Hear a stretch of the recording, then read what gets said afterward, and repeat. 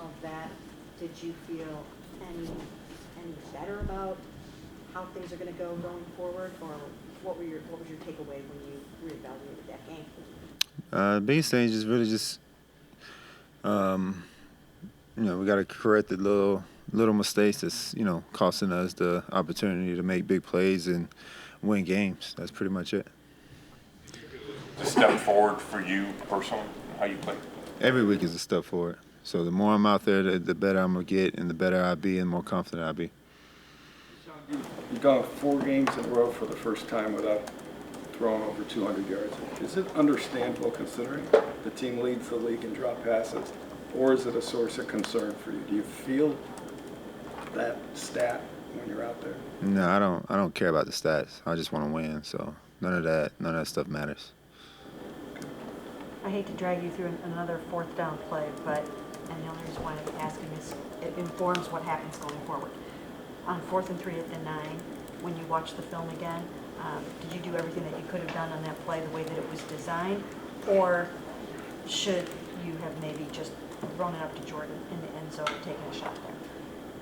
I mean, we can all sit here and say we could have thrown it up. It could have been an incomplete, could have been an interception, or you could have caught it. Who knows what that percentage would have been or what would have happened. So at the end of the day, you give Raiders credit, and they stopped us, and that's pretty much it.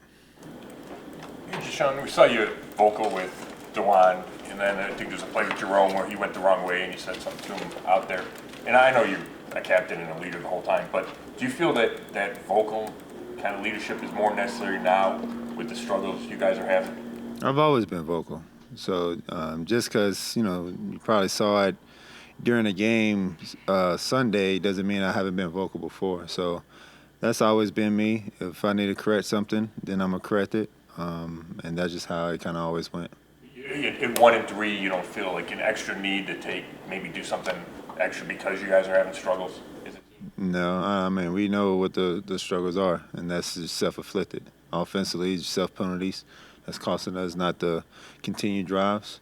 And, I can't speak defensively, and I can't speak special teams, but offensively, just holding penalties and things like that, misalignments, things like that, that's just causing us to not be as explosive as we want to. Deshaun, talking about some of the self-inflicted stuff, how much do you think that's a factor on 3rd down right now and the low rate you guys have on converting 3rd downs right now? I mean, the 3rd downs percentage starts with the 1st and 2nd down. We got to put ourselves in manageable for 3rd downs before we can, speak on it. So the more, the distance increase in 3rd down, the lower the percentage you get for anybody to capitalize on. So I think the biggest thing is just really just being more locked in on 1st and 2nd down so we can get ourselves in position to create opportunities for us to create, be positive on those 3rd downs. 1st down would seem to be the easiest play call of a series, and you guys are like 3.2 yards per 1st down.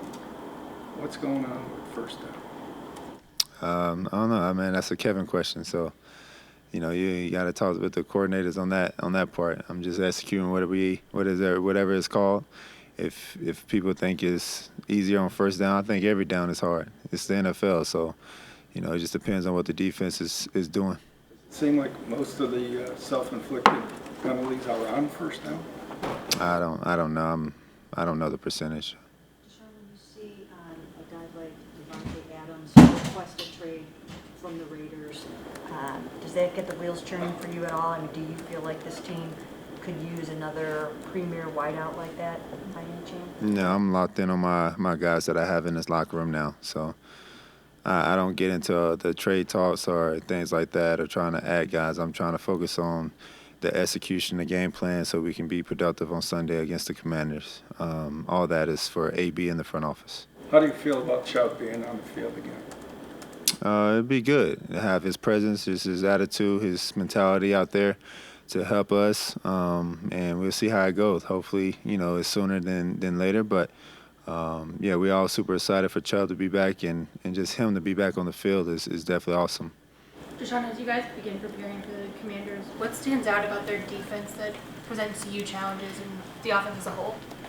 You got to give their defense credit. They're playing at a high level, doing exactly what they're asking to do in that scheme. The front is definitely very aggressive, very impressive. Everyone knows about Payne and Jonathan and Fowler and Farrell whenever he's healthy. And you got Wagner, who's a vet, who's controlling the middle. And then you got a nice young secondary that are playing at a high level. So you can tell that they're playing confident. We got to make sure we're locked in on our task so we can try to, create anything positive and get points on the board. Deshaun, you guys have been very good on your first scripted drive of the game on offense, but it seems like there's just a rapid decline in mentality and game planning right after that. What do you attribute that to? First off, I don't think the mentality changes or anything like that. People got to make adjustments.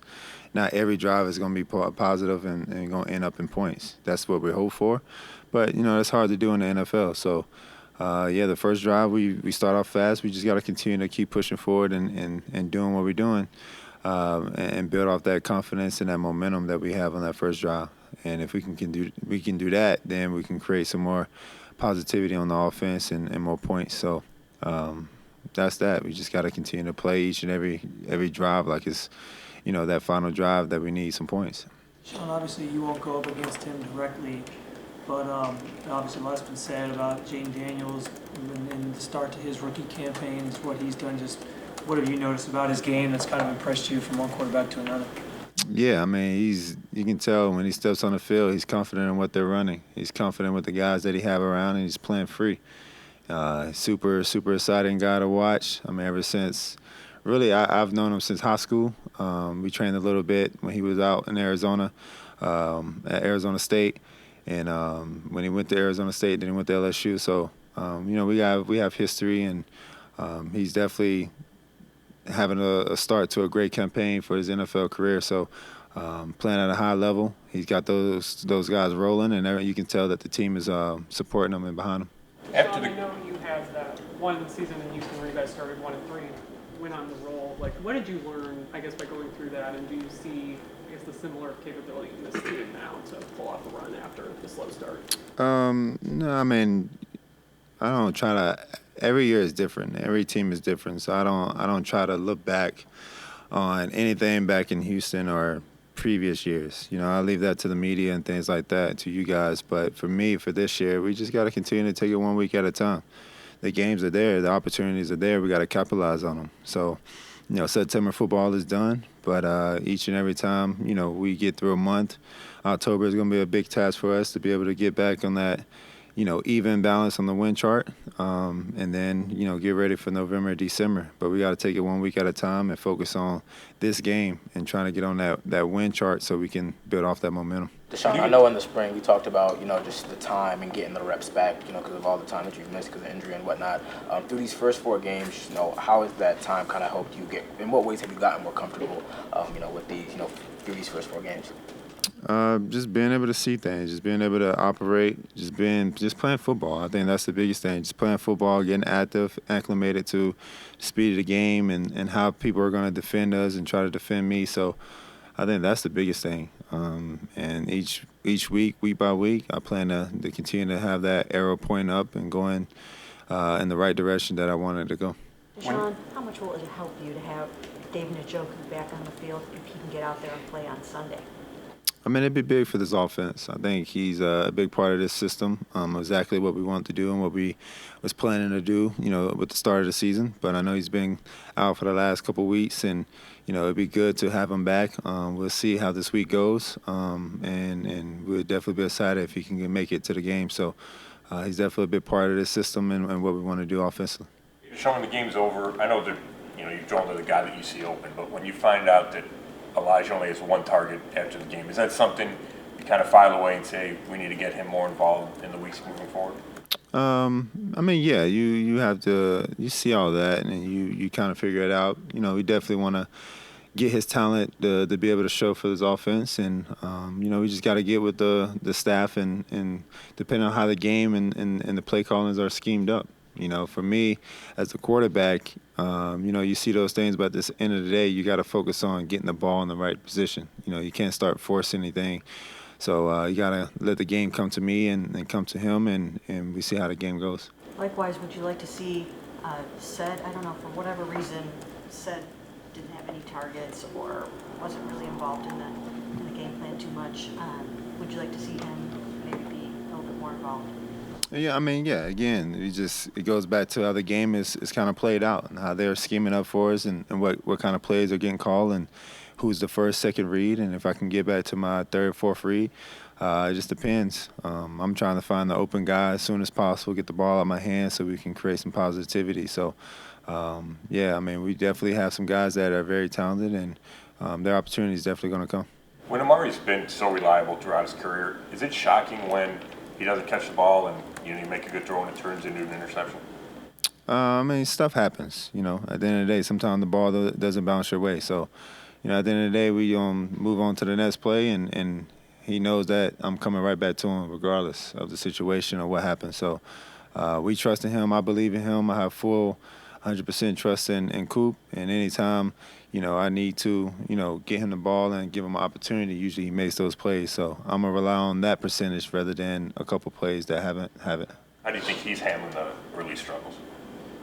I mean, I think he's fine, to be honest. You talked about after the game how you came up to him and just told him that he was the best right tackle in the league and just encouraged him. How important for you was that to kind of come alongside of him in that time of need when obviously a big point in the game and didn't have the best coverage on that play? Yeah, I mean, DeJuan's a very talented young tackle. And, he shows a lot of emotion. He has a lot of passion for the game. He wants to be the best.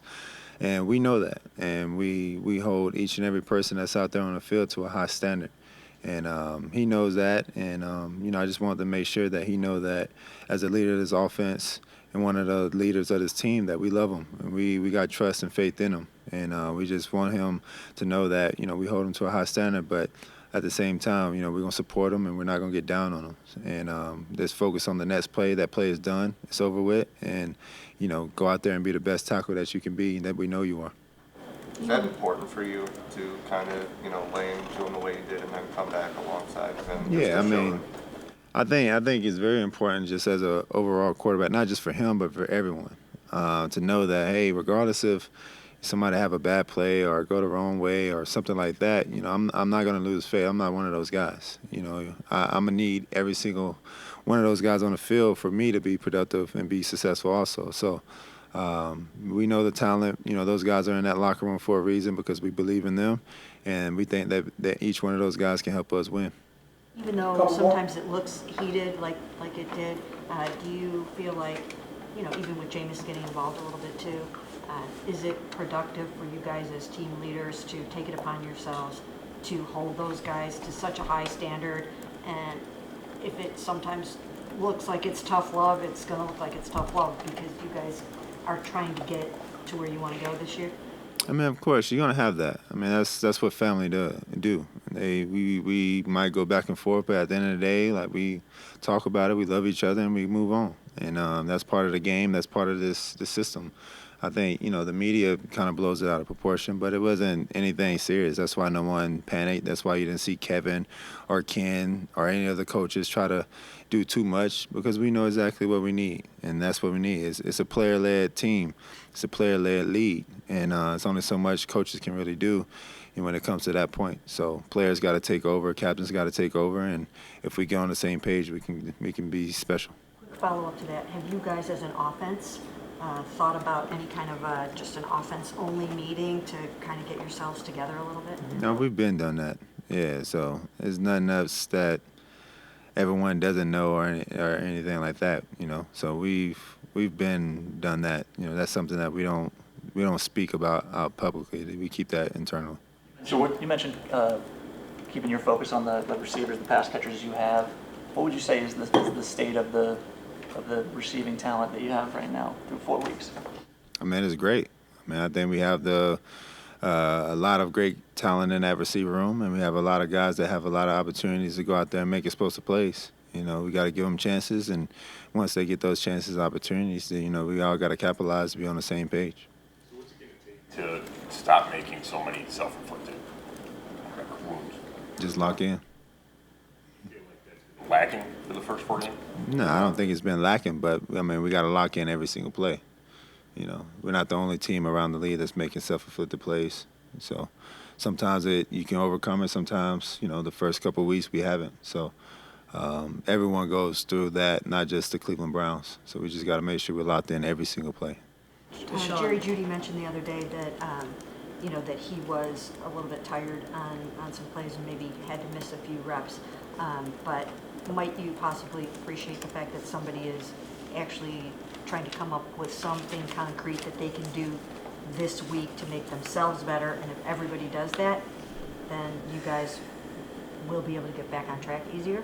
I mean, yeah. I mean, if we, at the end of the day, I get what you're saying, but if we capitalize on that fourth down play and we score, we wouldn't be having these conversations. You know what I'm saying? So that's where it's kind of like it's you can play on one side of the line and play on the other side. I mean, yeah, we each and every week we got to find ways to get better. We got to find ways what we're going to do extra to get over that hump, whatever it is. We can be sitting here 3-1, and none of the questions wouldn't be the same. But we can have the same type of, things that's kind of leaking around, So, you just got to be real with yourself, real with the team, and that's what we've been doing each and every week. Not just because we've been coming up short.